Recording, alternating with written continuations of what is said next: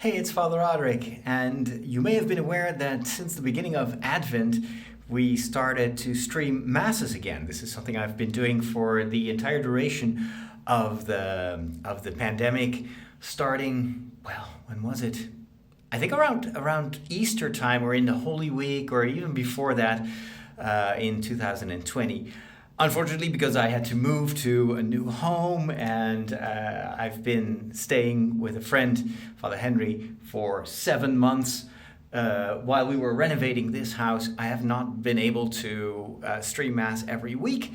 But now that I'm settling in, I've started to build a new chapel for this particular purpose. And so I wanted to give you a behind-the-scenes look of how I am filming and streaming this Mass. So this is where it all happens. This used to be my bedroom, or it has been my bedroom for I think 2 weeks, because I've only been living here for about 3 weeks now. I think 3-4 weeks, and so I used to have my bed here in this corner. There is one problem here, and that is that the radiator is behind the curtain here. Is a little bit old, and so during the night it was ticking, and it would wake me up. It would really mess with my sleep. So I figured I'm going to move my bed to the next room. I've got 2 smaller bedrooms. Actually, these rooms are smaller than they look because I'm using a wide angle here. And then, so because I moved my bed to the other room where I don't have that ticking noise of the radiator, I did have this room that I could install like a small chapel. And so that's what I did. This is the altar. In fact, it's actually, I'll show you below, it's actually just an IKEA desk that I used when we still had an office. But I got myself this very cheap tablecloth, which makes it look a lot more classy. You want that to hang on the sides a little bit, so it looks like a real table, and you're going to see the upper side anyway. So in order to stream, I've got the camera here, and actually quite surprising because of the wide angle how close I can put this in relation to the altar. This is just the distance. And so the lens that I'm using is a wide angle lens that is actually not meant for this type of camera, but I'm using a converter ring that you can see here. And it has the added advantage of not only adapting this bigger lens for this small camera, but it also widens it even more. So this is a 10 millimeter, no, what is it? This is, 10 millimeter to 18 millimeter zoom lens, but because of the adapter, it probably gets even close to 8 millimeters, which is ultra wide angle. That also has the advantage that everything looks much bigger, like the room looks so much bigger. And since this is a relatively small room, that is a huge advantage. So this is what it looks like on the monitor. Well, of course, you can't really see much, but it has the advantage of filming the entire altar plus the back wall. Now, you may notice the color, and this is something that we were already experimenting with when we were streaming from the real church in my previous town,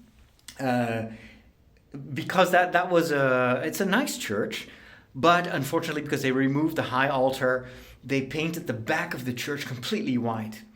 And we noticed that on camera that looked terrible, even though there were stained glass windows. They were way up high, so we couldn't get them in the picture.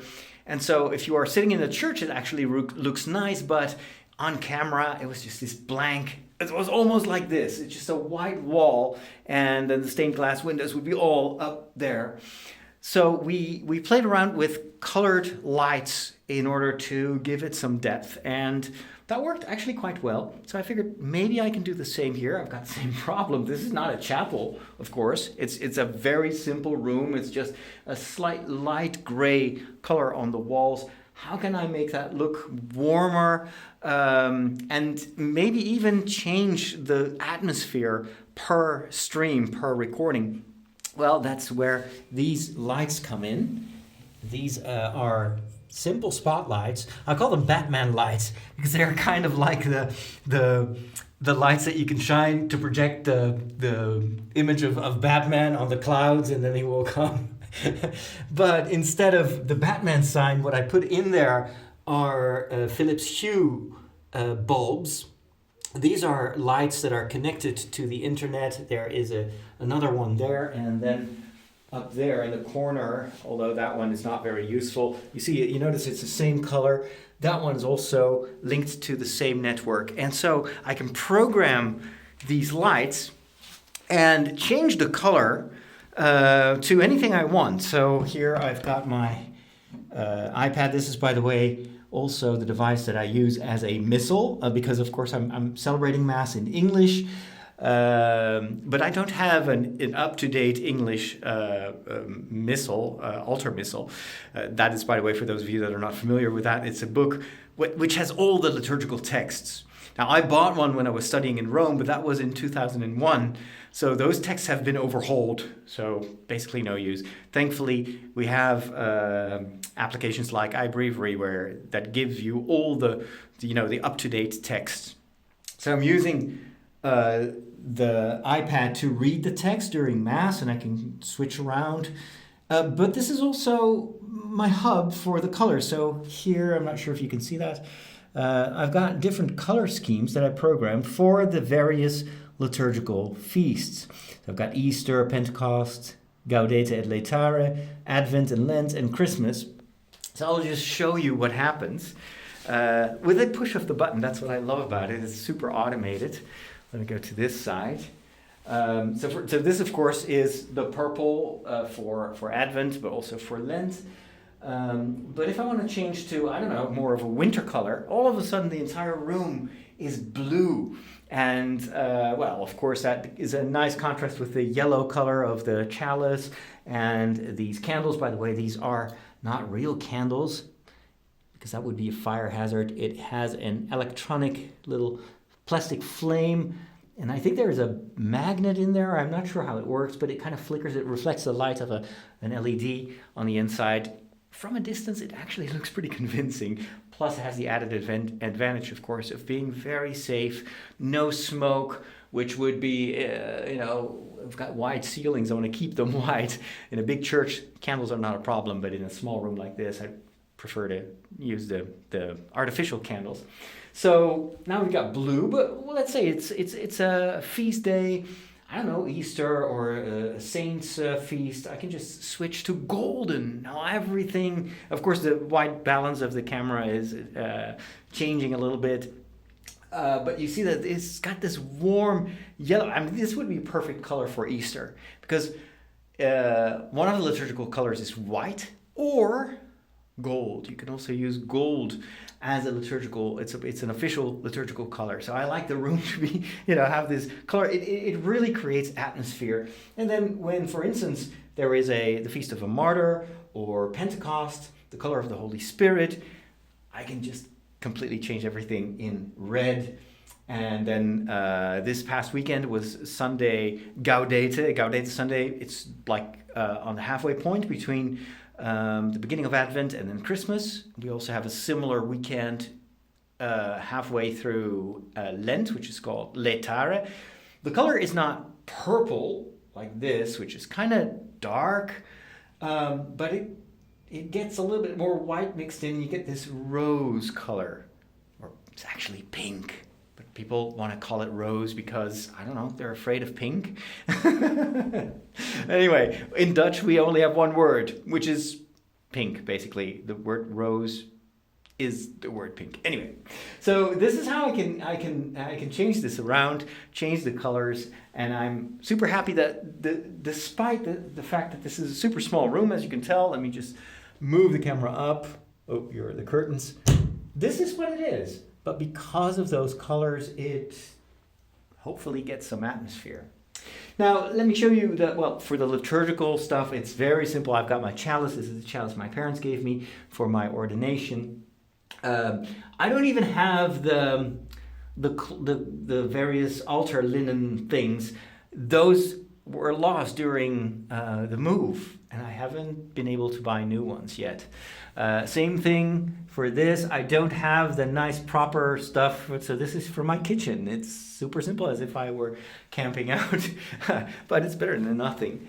And then here's the technical part of it, and I'm super happy with this. So here you can see, this is the computer. It's my MacBook Air. It's very old, and you can see me here on the screen. I can wave at the, I don't know, why am I waving there? I should be waving at that camera, because that one is filming me while I'm filming this. So I'm using eCam Live, which is a nice, unfortunately Mac-only program.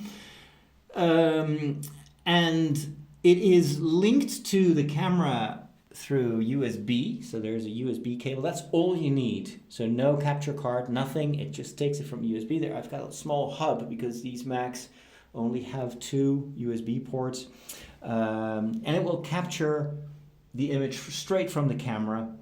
And then what I can do also is to create, I can zoom in on that picture and give it like a hotkey, like here I press X, and now you can see that this is a close-up. So that's nice.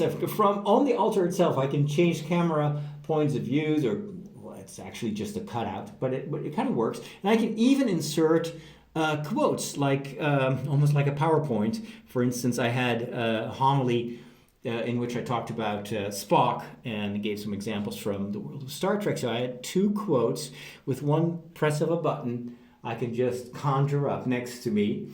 If I'm standing on the right side of the screen, I should be standing right here.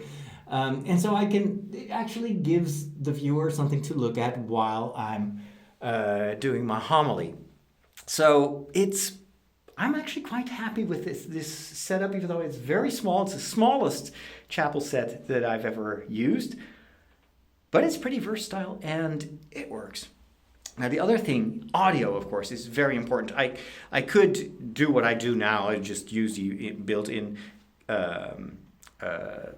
microphone of this phone, but there's a lot of echo in this room. I don't have that much, other than the curtains and the carpet. That's the only thing that dampens the sound, but there's a lot of echo because of these painted walls. So you want to have a close-up microphone, and I'm using, for the first time since I started doing this, this Rode, let me show you, now you can see it. It's the Rode Wireless Go, and this is a second version of that system. Now what it is, it's a tiny little receiver.